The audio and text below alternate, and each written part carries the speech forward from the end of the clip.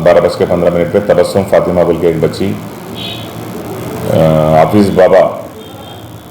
हाफिज़ पाशा के ऊपर कंप्लेंट दी कि उन्होंने मुतवली है उधर रहमताबाद के दरगाह के सदर है, वो उनके ऊपर कंप्लेंट दी कि मेरे को शादी कर ले तुम बोल के बोले।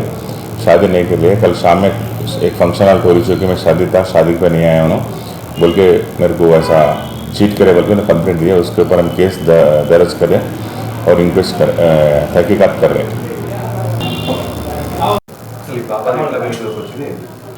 నిన్న రాత్రి 12:15 తబస్సుమ్ ఫాతిమా అనే అమ్మాయి లంగరోస్ పోలీస్ స్టేషన్కి రావడం జరిగింది. ఆమె ఒక పిటిషన్ ఇచ్చింది. అందులో హఫీజ్ పాషా అని చెప్పేసి ఈయన నెల్లూరు రహమతాబాద్ దర్గాకు చెందినటువంటి చీఫ్ అని చెప్తున్నారు.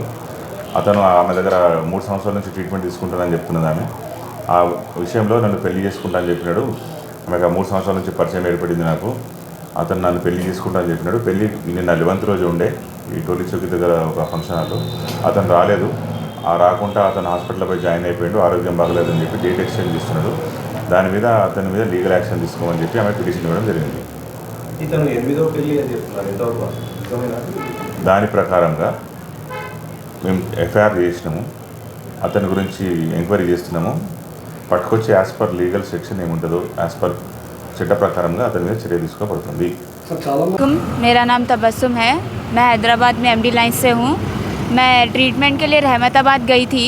मेरी तबीयत बहुत ख़राब थी वहाँ गए वक्त, लेकिन वहाँ जाने के बाद वहाँ पे जो गद्दी नशीन है हफीज़ पाशा उनका नाम है, उन्होंने हम लोग के साथ फ्रॉड करे। उन्होंने ऐसा बोले कि तुम्हारा ट्रीटमेंट शादी है बोल के मेरे पीछे पड़ गए थे। 3 साल से उन्होंने मेरे को शादी करते बोल के पीछे थे। मैं फिर उन्होंने बोले कि ट्रीटमेंट तुम्हारा शादी है बोले, तो हम लोग एग्री हो गए उस बात पे कि ठीक है।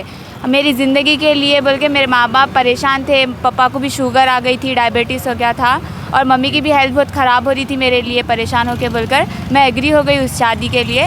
आज जब डेट फिक्स हुई तो उन्होंने आज शादी के दिन नहीं आए। किसी को मालूम हो गया क्या हुआ नहीं मालूम, लेकिन उन्होंने बहुत ज़्यादा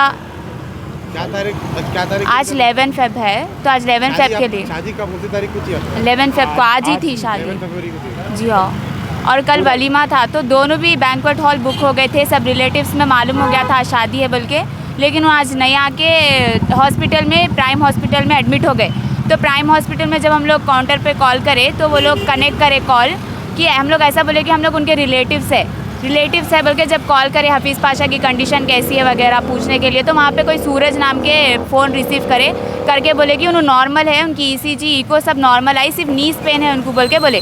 फिर भी उन्होंने बहुत ज़्यादा प्रॉब्लम्स है बोल के बता रहे बोल के ऑब्जर्वेशन में रखे बोल के बोले। उन्होंने नॉर्मल थे, फिर भी उन्होंने आज शादी के लिए नहीं आए।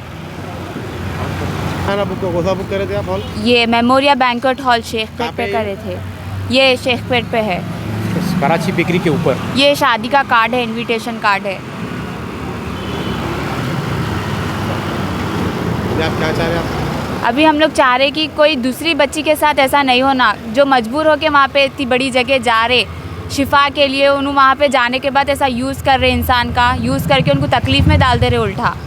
अब आगे अगर मेरे को या मेरे माँ बाप को कुछ होगा अगर सोच के, तो उसके ज़िम्मेदार उन्होंने होंगे।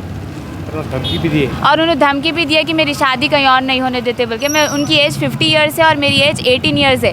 मैं उनको समझाई भी कि नहीं करो ऐसा, कहीं को बोले तो आपकी भी बदनामी होती मेरी भी होती। मेरे रिलेटिव्स में कोई भी एग्री नहीं करते इतनी बड़ी एज वालों को देने के लिए बोले, तो उन्होंने बोले तुम्हारा गरज है, तुम मेरे लिए मेरे को करना बोले तो तुम्हारा ट्रीटमेंट होता बोल के मेरे को शादी के लिए एग्री करा लिए।